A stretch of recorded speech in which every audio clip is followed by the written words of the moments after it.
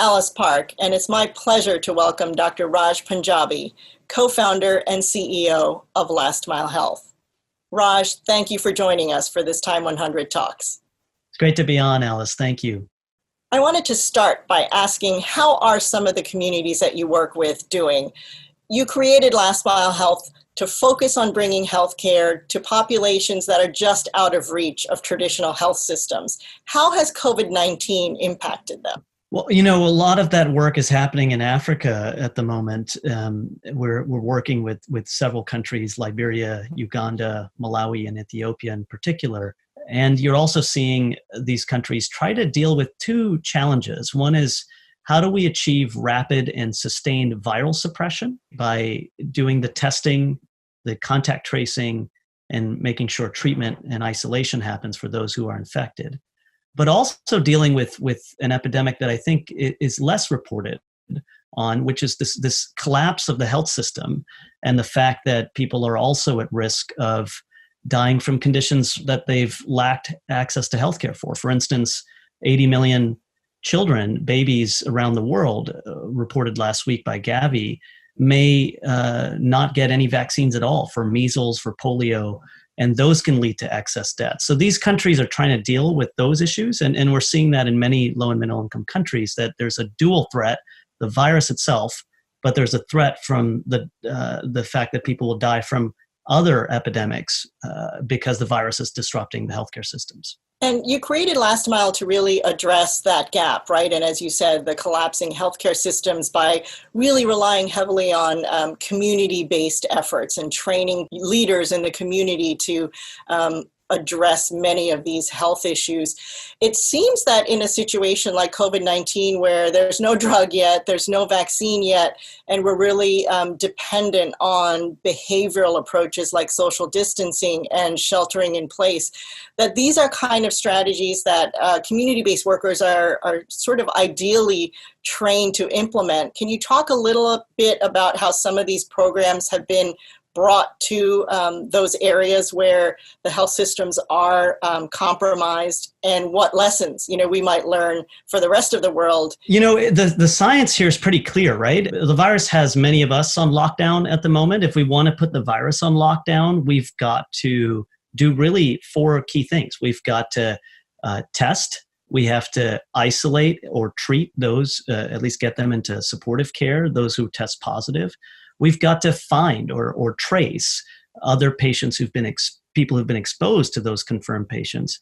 And then we've got to quarantine those who are exposed and make sure they get the right social support if they're quarantined at home, or get the right treatment if they're at the hospital. So think about those as four sides of a box. If we want to box in the virus and put it on lockdown, we can really rely on community-based health workers, right, to do this. We've got to shift our thinking. I was just in a clinic at Mass General Hospital last weekend volunteering in a COVID testing clinic. We saw 67 patients, and every one of those patients had to pick up a phone and call their primary care doctor to get screened and then come in to the clinic.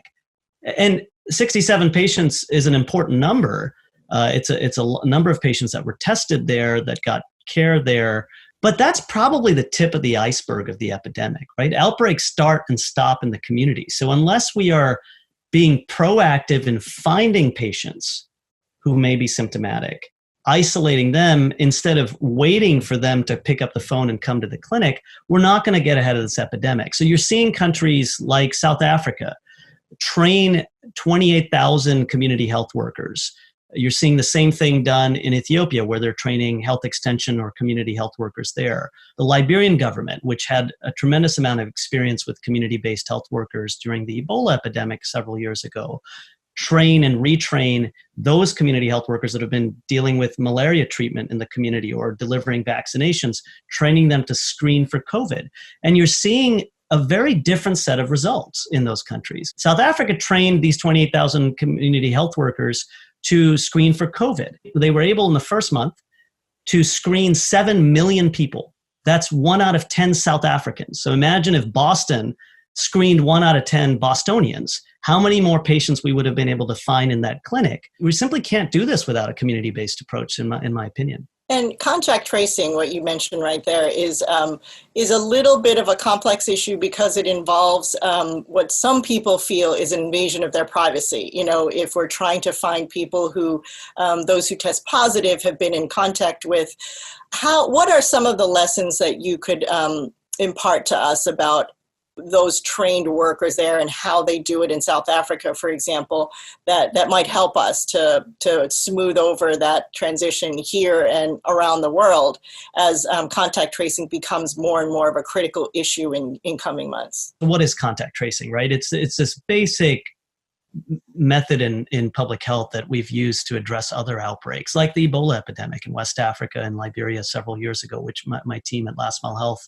and the government of Liberia worked on. You've got to find someone who is sick and ensure that all the people that may have been exposed to that person are identified, that they're listed, and that they're monitored over the incubation period of the virus. That's the work that has to be done to break the chain of transmission. And while it's not a perfect method, we've seen that it's absolutely vital in other outbreaks. I'll give you an example with Ebola. During the Ebola epidemic in West Africa, Liberia trained some 10,000 community members to team up with nurses and doctors to go door to door to find the sick, to isolate those who've been exposed, to follow them, to get those who fall sick into care. And in doing that, one outbreak chain after another, you can start to extinguish the transmission chains. Now, we have a respiratory pathogen. Ebola spread person to person through contact with bodily fluids. A respiratory pathogen is more challenging because the transmission happens through respiratory droplets. So in addition to the preventive measures like putting masks on and practicing social distancing, it's important for us to implement contact tracing because we know that even at the peak of an epidemic, while it may not be perfect, there's good data to support that even if we did contact tracing for 50 to 60% of the confirmed cases, we could see a dramatic drop in the number of outbreaks that happen for COVID-19. You know, one of the opportunities I think the United States has, as well as other countries, is to really break this false narrative that's been created that we need to save lives or save jobs, that we know that we can actually create jobs and save lives in this case if we hire the unemployed to be contact tracers, ideally from the very neighborhoods or villages that have been most affected and at risk for COVID-19 transmission. Yeah, that's an important message to remember, I think. And with that in mind, if and when a vaccine and or drug treatments become available for COVID-19, have you thought about the best ways to acquire and distribute them to people who need them the most? Are there any programs or proposals that you've seen that make you optimistic that sort of equitable distribution of vaccines and drug treatments is going to happen? I do feel hopeful about it. So when we introduce a COVID vaccine, and I am encouraged by the $8 billion that was pledged by the governments who met a few weeks ago, I think many of them at the European Union, to support the research and development and the advanced purchasing that will need to happen. I know my friend Ngozi Iweala, the board chair of Gavi, was on with you a couple of weeks ago speaking about advanced market commitments, the idea of ensuring that low and middle income countries come together to pool their purchasing so that the vaccine manufacturers are able to develop sufficient numbers of the vaccine. You're also seeing efforts like the Gates Foundation and others to build the manufacturing plant capacity. Pharma and the private sector are also trying to build the manufacturing capacity now so that when the vaccine candidates are successful, we're able to mass produce that. But the last mile here, this distribution, is going to be challenging. Now we can solve that starting today if we take the opportunity to build the workforce, the army of community health workers and frontline nurses that are going to be needed to close the gap. So those workers may be the ones that are doing contact tracing today, who tomorrow can add to their scope of service vaccination. If we can hire the people from the communities most affected to be part of the medical team, I think we have a better chance at closing the equity gap. If we don't do that, Alice, I'm afraid then this looks like viral apartheid. I don't use that term lightly, but the idea that a group of people, whether it's the vaccines, the tests, or treatments, will get access to those vital life-saving tools, and that those will likely be the rich nations and the powerful within those nations, and the poor within those nations, and the poorer nations in the world will get excluded from that, is in fact the story of every pandemic that has happened in humanity. And with respect to that, public health experts say that we should expect possibly another wave of COVID-19 potentially in the fall, not to mention other new infectious diseases that could strike us periodically. When you look at the challenges that many around the world already face to get basic health care, what makes you optimistic that those populations and those communities can be better prepared and be protected from these novel diseases? Amidst the hotspots of COVID, there are blind spots of other that we are not seeing, in that there are other healthcare epidemics happening. So just a couple of, and protecting health workers is critical to stopping those epidemics. So let me give you a couple of examples. So in the United States, we're seeing, even in the hospital systems I'm a part of here, that we're seeing half the number of outpatient visits compared to a year ago this time. We've seen a plummeting in ER visits for conditions like heart attacks. That doesn't mean that people are not having heart disease anymore. It probably means that people are afraid to come to the emergency room because they're afraid they'll get infected by health workers who may be.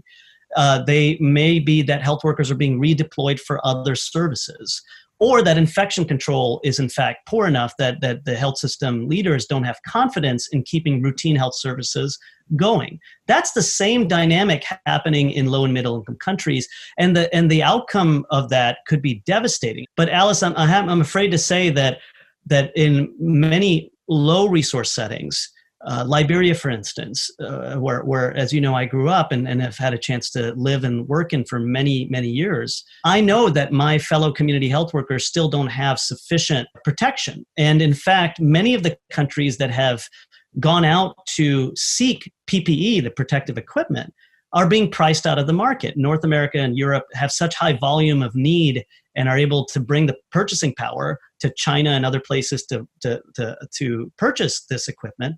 The African governments were being priced out altogether. So, as reported recently, they had to have had to set up their own supply chain platform, pool their money in a common bank account, so they can increase their purchasing power and negotiate sufficient testing as well as this protective equipment for their workers. That has to be corrected, Alice, if we're going to have any chance at staying resilient throughout the ups and downs of this epidemic.